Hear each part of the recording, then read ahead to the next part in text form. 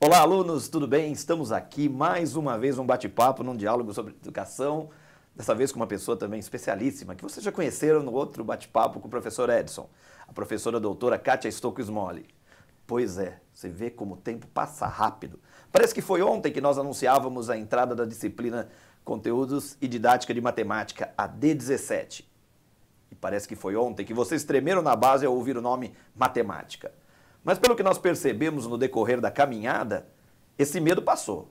Porque o ânimo, o pique está muito legal e, pelo jeito, todo mundo está apaixonado pela matemática. Kátia, tudo bem? Bom dia. Bom dia, obrigada. Passou rápido demais, não passou? Passou. Eu estava me lembrando que nós fizemos a formação, né, dos ODs e eu disse, eu vou bagunçar a sua aula.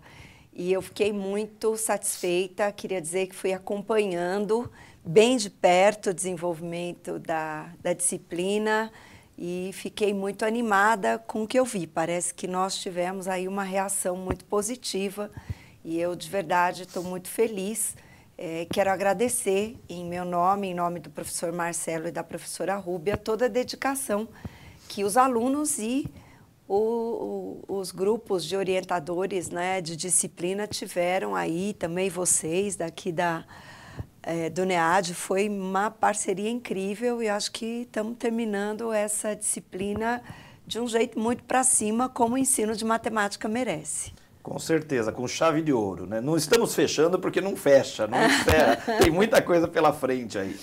Como nós temos percebido aí com todas as mudanças na educação, o professor precisa estudar muito, cada vez mais. Isso é ótimo, porque tem professor que é meio preguiçoso para estudar, né, Kátia? E nós precisamos mudar essa história. Eu acho que, na verdade, tem duas coisas importantes, né? Às vezes, o número de aulas que nós temos, às vezes, o trabalho exige tanta coisa que é uma questão, assim, de criar uma disciplina e um hábito, né?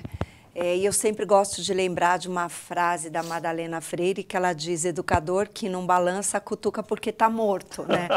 Então, no sentido de que nós não temos certeza de tudo, o mundo avança, é interessante pensar que em 4 anos quantas coisas mudaram na educação brasileira e também, recentemente, estudando aqui no Brasil, fora do Brasil, eu tenho visto muitas coisas novas. Então, estudar é bom e a disciplina, ela fecha um ciclo, mas eu espero ter contribuído também para abrir uma possibilidade grande aí de curiosidade e de paixão pelo ensino da matemática. Com certeza.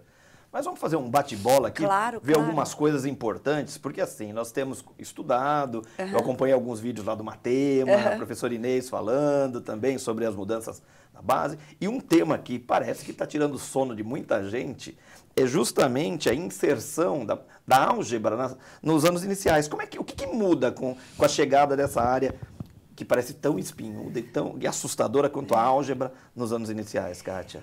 Então, Robson, na verdade, é uma tendência mundial que o pensamento algébrico seja explicitado no ensino da matemática desde os anos iniciais. Acho que o Brasil estava devendo um pouco isso, nessa longa distância entre os parâmetros curriculares nacionais, lá nos meados dos anos de 1990 até agora, a Base Nacional Comum Curricular, fizeram com que a evolução da inserção do pensamento algébrico fosse aparecendo em muitos currículos no mundo e aqui no Brasil isso só vem agora com a base. A primeira coisa que eu gosto de tranquilizar as pessoas é dizer assim, não se trata de ensinar nos anos iniciais resolver equações, né? E nem voltar àquele período da matemática moderna que muitos de nós viveu na escola de ficar achando o valor de quadradinho. A ideia é que você possa fazer uma aritmética mais qualificada, então essa é uma ideia, trabalhando com as crianças um pouco mais qualitativamente as operações. Então, esse é um primeiro ponto que merece destaque. Não se trata de você ficar explorando propriedades das operações sem sentido, mas levar as crianças a perceberem a propriedade comutativa, o papel do 0 nas operações, o papel do 1 nas operações, buscar algumas regularidades, que é um outro ponto importante. Então, o estudo de padrões e regularidades e você poder analisar os padrões, explicitar esses padrões, justificar o padrão percebido, fazem parte deste pensamento algébrico. E uma coisa também que é muito importante é o estudo do sentido do sinal da igualdade. Uma boa parte da incompreensão que os alunos têm na álgebra, depois nos anos finais, ela vem da má compreensão das questões da aritmética. Então, a base joga luz para isso, né? A ideia de que o sinal de igualdade tem o sentido de equivalência. Então, se 3 mais 2 é igual a 5, é porque 5 é igual a 3 mais 2. E se você tem uma expressão como 2 mais 3 igual a 5, tudo que você acrescentar de um lado, você precisa acrescentar do outro, subtrair, dividir. Essas explicitações, elas não estavam esclarecidas na parte de números. Então, aí, com a chegada da BNCC, se criou um lugar importante para o pensamento algébrico e que, por uma questão de coerência longitudinal, de integração entre os anos todos da escolaridade, se chamou de álgebra, mas em alguns países se chama exatamente pensamento algébrico para os menores, em outros lugares se chama pré-álgebra e aqui no Brasil recebeu esse nome de álgebra. Então, o que eu recomendo?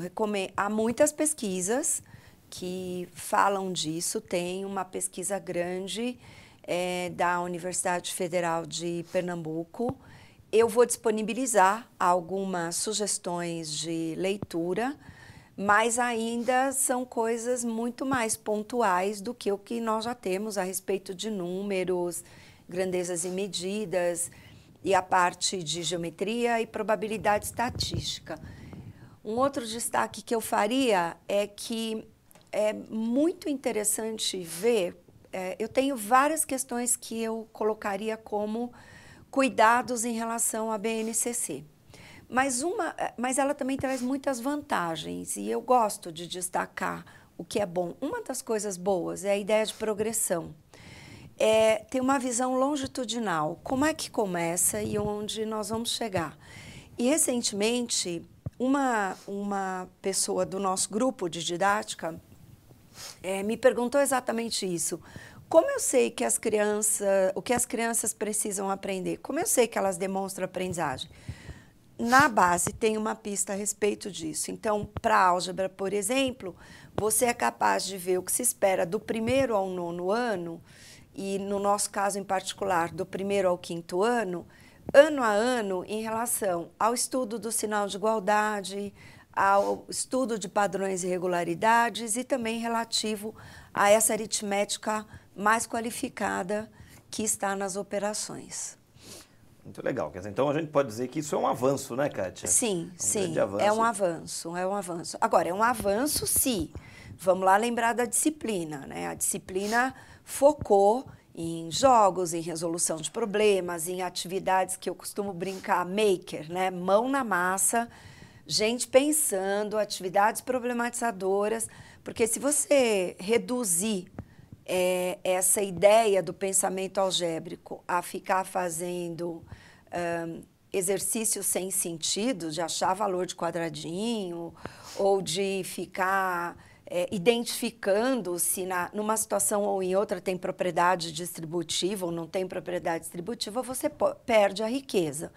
Então, a álgebra, ela, ao longo da escola, ela vai assumindo muitas ideias. A ideia de generalização da aritmética, que significa que tudo que acontece na aritmética eu posso transpor depois para a álgebra formal, a ideia, esse papel do sinal da igualdade, a questão importante do raciocínio proporcional e, finalmente, todo o estudo de regularidades. Então, isso é a riqueza trazida pela BNCC. Aí sim, tem um ponto que nós ainda vamos estudar bastante, eu tenho certeza. Legal. E já que estamos falando da BNCC, né, da base, como que fica isso para a educação infantil? O que poderia ser acrescentado para a educação infantil? É interessante, né? Porque a educação infantil, ela tem um contorno muito desafiador na base. Ao contrário do que tinha nos referenciais curriculares, nacionais curriculares para a educação infantil, a BNCC da educação infantil, ela não explicita matemática como um eixo. Ela tem uma outra articulação, que é a articulação pelos campos de experiência, propiciando mais uma visão integrada do conhecimento para essa criança que inicia na escola. Então, você não vai achar na BNCC nada que seja específico assim, agora é matemática, né? Mas não acontece só para matemática. Tirando linguagem oral e escrita, que mereceu um campo de experiência específico, isso vai acontecer para a arte, para a natureza e sociedade, enfim, para todas as áreas. Então, o que eu sugeriria para as pessoas que depois do estudo, né, da D17, voltem para a BNCC de Educação Infantil e vejam que muitas das coisas que nós estudamos estão lá. Então, toda a questão do tempo, por exemplo, vai aparecer num eixo que trata especificamente de estudar o entorno, de estudar o lugar onde eu vivo, né? A parte de geometria tem um eixo que trata de cores e formas. Então, você não encontra a matemática explicitada, sim, linguagem matemática ou matemática. Mas dentro das habilidades dos campos de experiência que estão previstos na BNCC, a matemática que as crianças precisam aprender na educação infantil está lá.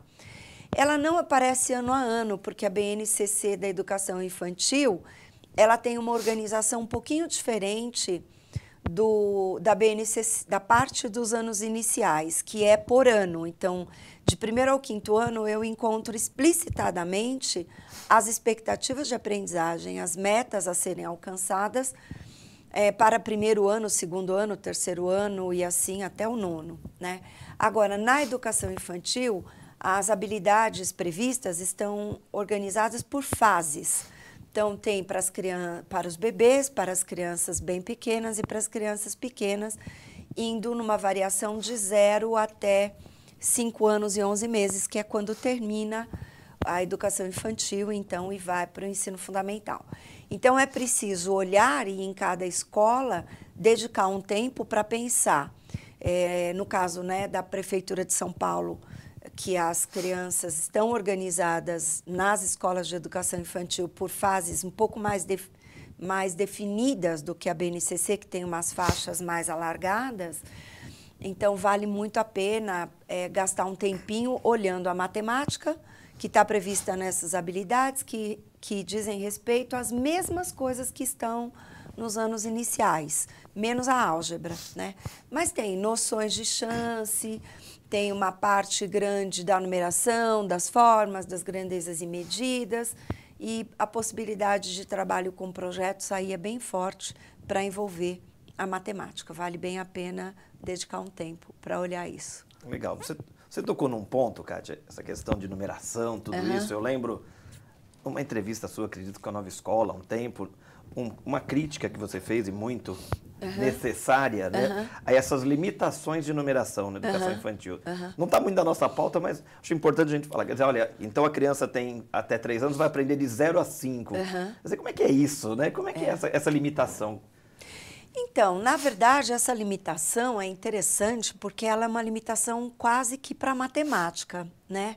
Já houve um tempo em que na língua portuguesa isso também acontecia. Se você lembrar como foi que a gente aprendeu a ler, era assim, né? Primeiro a sílaba simples, primeiro as vogais, depois as consoantes, depois a sílaba simples, enfim. Então, você nunca podia falar prato, por exemplo. Justamente.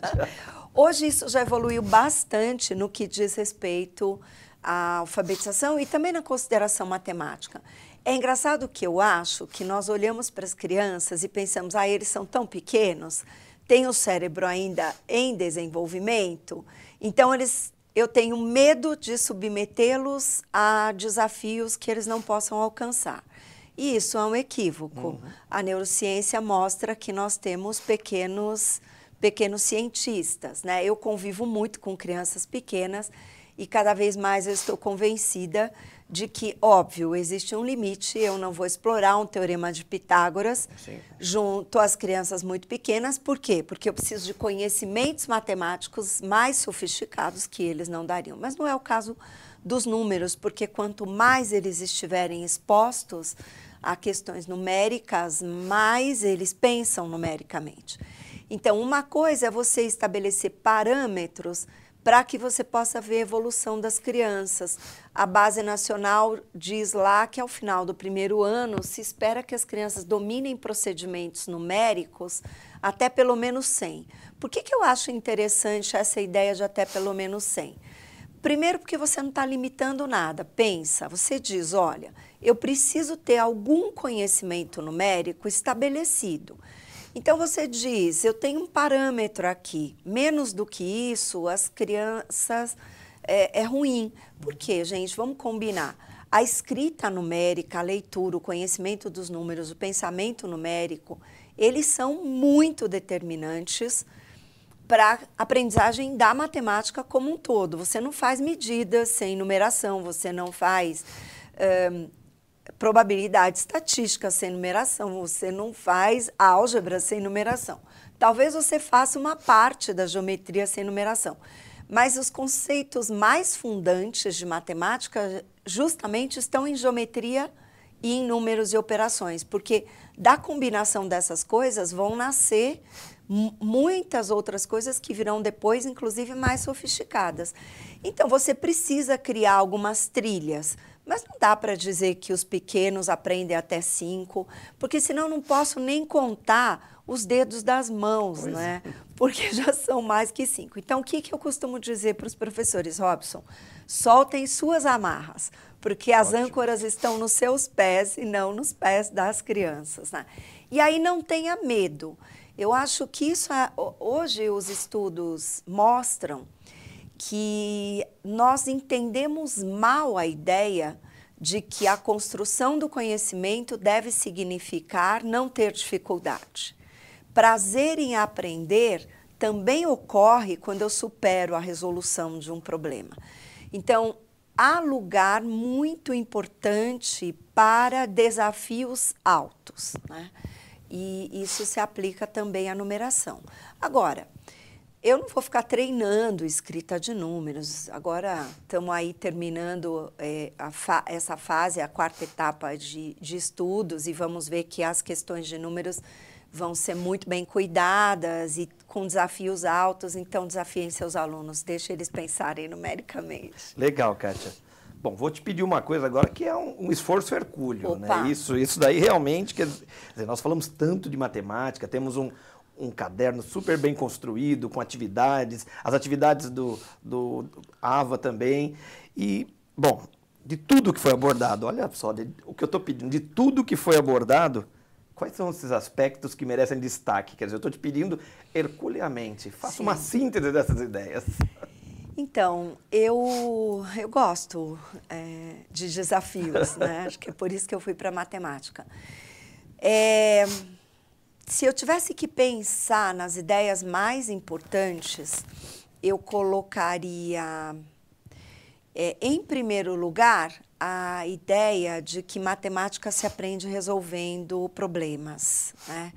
De que matemática se aprende porque eu vou enfrentando situações novas e nas situações novas eu crio conhecimentos novos, né?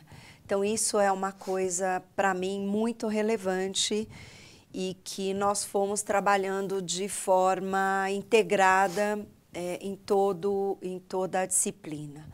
Uma outra coisa que eu vejo como muito importante é que talvez no caderno não esteja explicitado, mas acho que é uma boa hora de explicitar isso.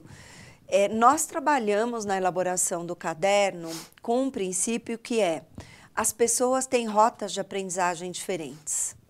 Então, quando eu dou uma aula expositiva, quando a minha aula é muito centrada na exposição e no livro didático, o que acaba acontecendo? Eu privilegio alguns, aqueles que naturalmente aprendem mais ouvindo, aqueles que naturalmente aprendem mais fazendo coisas parecidas com o que o professor faz, mas a humanidade não é assim.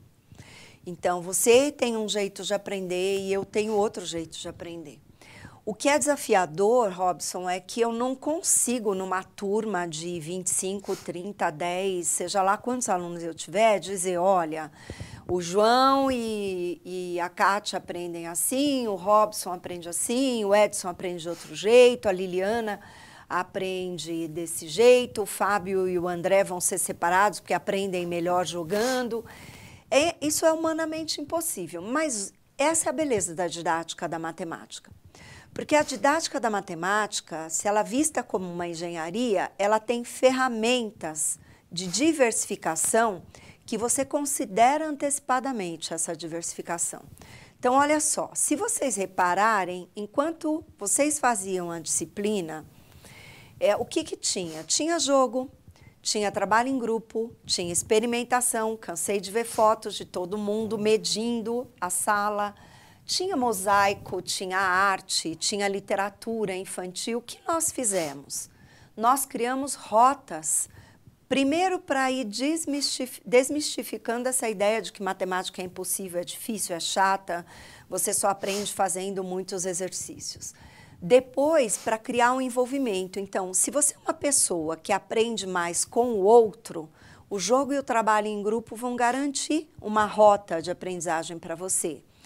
Se eu tenho lá o André, que é um aluno que ele se sai melhor nas coisas de língua portuguesa, quando ele puder ler e escrever em matemática, o cérebro dele vai fazer nexos e criar caminhos para ele aprender matemática usando essa força cognitiva que ele tem, mais voltada para a leitura.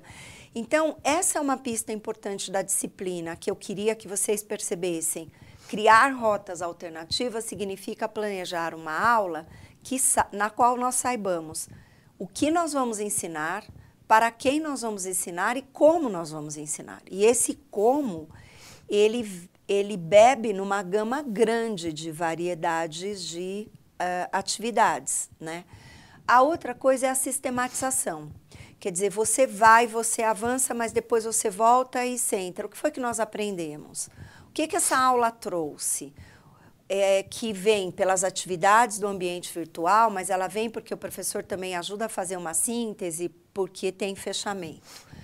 Os eixos, né, as áreas temáticas, elas foram trabalhadas com... É óbvio que geometria e números ganharam uma expressividade maior, porque eu tenho mais coisas para trabalhar nessas duas áreas, mas nós demos muita ênfase para probabilidade estatística, demos muita ênfase para a parte de grandezas e medidas. Agora estou falando de álgebra, então, ao escolher um livro, ao organizar um trabalho de matemática, ao planejar a sua aula, é preciso que a semana, o mês estejam organizados para contemplar as diferentes áreas temáticas, porque a vida não é em capítulos e a matemática também não. Eu acho que essas coisas seriam as coisas muito importantes que eu destacaria da disciplina. E um outro ponto importante nessa sua fala, eu captei aqui, é a palavra, vamos ver como palavra-chave, planejamento. Planejamento. Quer dizer, como é que eu ponho tudo isso que eu vi, as estratégias, as metodologias, como é que isso cabe no planejamento? Esse talvez seja um desafio para os nossos alunos, nossos professores aí na sala de aula? E o planejamento é a chave da história, né? Fora do planejamento não há salvação, isso é verdade. Eu sempre costumo dizer, Robson, o seguinte: planejamento não é uma coisa morta. Eu não faço um planejamento para ficar na gaveta e eu também não faço um planejamento que seja tão engessante que nada caiba fora do planejamento. Eu gosto de trabalhar com a ideia de planejamento como um mapa da prática. Então, falando de um jeito muito prático, que eu costumo usar nas orientações que eu faço para professores, para muitas escolas e projetos, eu sempre gosto de propor que as pessoas pensem assim. Existe um plano, que é um plano macro, é o plano do ano, é a grande carta náutica. Ao final deste ano, o que os alunos da educação infantil, do primeiro, do segundo até o quinto ano, enfim, para o resto da escola, precisam aprender? Esse planejamento, ele é feito com base nos documentos oficiais, ele é feito com base no projeto da escola e ele é feito coletivo e eu não preciso, veja que coisa interessante, eu não preciso dos alunos, eu não preciso conhecer os alunos para fazer esse planejamento, porque eu sei, o mundo estudou e chegou a um consenso, ou perto disso, de algumas coisas que os alunos precisam aprender ao longo da sua estada na escola básica. Muito bem. Esse planejamento, ao longo do ano, ele precisa ser uma coisa viva, porque ele precisa me dizer agora como é que, então, dessa unidade ano, como é que eu divido isso numa fase, bimestre, trimestre, mês, né? Agora, tem um outro planejamento, que esse, a meu ver, é essencial, que é o mapa do mês de aula. Então, como é que eu gosto de fazer? É uma sugestão, né? Minha avó dizia que se sugestões fossem boas, a gente não dava e vendia, mas fica aqui porque tem funcionado muito. Eu sugiro sempre aos professores que peguem no começo do mês e organizem o mês em 4 semanas e no número de aulas que eles têm. Não importa se num dia eles têm aula dupla, não tem, mas às vezes eu tenho 5 aulas na semana, às vezes eu vou dedicar 4, enfim, depende da escola que eu tenho lá. Primeira coisa que eu faço, eu marco feriados e atividades da escola que vão roubar o meu tempo. Porque tem uma coisa que a gente faz com planejamento. Nós esquecemos que o dia tem 24 horas e que os alunos não passam 24 horas na escola e que das horas que eles passam na escola, infelizmente, nem todas são dedicadas à matemática. É verdade. Então, o que muitas vezes a gente faz? Todo ano tem festa junina, mas a gente esquece de planejar o tempo da festa junina. E quando você planeja o tempo já tirando aquele espaço que você sabe que já não vai ter, melhora. E aí você distribui. Nessa distribuição, você vai lembrar das 3 coisas sempre. O que eu vou ensinar, que está lá no plano grande. Para quem eu vou ensinar, aí o aluno entrou, porque aí eu vou começar a ver. Essa turma precisa mais de problemas, essa turma precisa uma ênfase um pouco maior com a adição, essa turma eu quero trabalhar um pouco mais geometria. E aí o como? Né? E eu organizo esse planejamento, mas eu vou dar mais uma dica que está no caderno, a gente falou um pouco disso, que é a ideia de você pensar que toda semana tem que ter números e um espaço para geometria. A cada 15 dias, mais ou menos, uma aula de grandezas e medidas, e depois você tem, nessa fase do ensino fundamental, da educação infantil, até o 5º ano, uma vez por mês, um trabalho mais consistente com probabilidade estatística suficiente para dar conta do que a BNCC e o currículo municipal, que eu conheço bem, pedem. Então, quando você organiza isso, você pega este plano e ele acompanha você. Você faz anotações, você marca quanto tempo você previu, se você gastou mais, se você gastou menos. Para o próximo mês, você tem este plano como referência para a organização. E a distância entre o planejado e o executado, não é que não possa ter nenhuma mudança, mas quanto menor for o desvio, melhor o seu planejamento é, porque mais você conheceu os seus alunos, né? E aí a avaliação entra junto, dando esse norte, porque a avaliação é essa bússola para organizar o planejamento, né? Com certeza, muito legal. Boa dica, gente, porque planejar o que nós ouvimos por aí é, ai, que horrível fazer planejamento, o professor reclama, e a gente esquece que planejamento é algo do cotidiano, no nosso dia a dia, nós precisamos ter a nossa bússola calibrada, o nosso norte. Eu costumo dizer que quando tem um trecho do filme da Alice, que as pessoas me conhecem, sabem que eu gosto muito da Alice no País das Maravilhas, quando ela chega e ela pergunta, se eu não me engano, para o gato, para onde ela pode ir. E ele diz, para onde você quer ir? E ela diz, qualquer caminho serve. Ele fala, bom, então você pode ir por qualquer caminho mesmo, porque para quem não sabe para onde ir, qualquer caminho leva. Não é o nosso caso, né? A educação tem que ter metas muito claras, né? Eu falei muito no dia da formação, e acho que até no vídeo anterior, que a educação matemática nesse país, ela precisa ser de verdade um direito das crianças e dos jovens e uma causa de cada professor, de cada coordenador pedagógico, de todos nós que estamos numa escola. Por quê? Porque nós precisamos virar o jogo dessa matemática que é tão ruim ainda, né? Então, o planejamento ajuda bastante. Eu não posso chegar na aula e dizer onde foi que eu parei.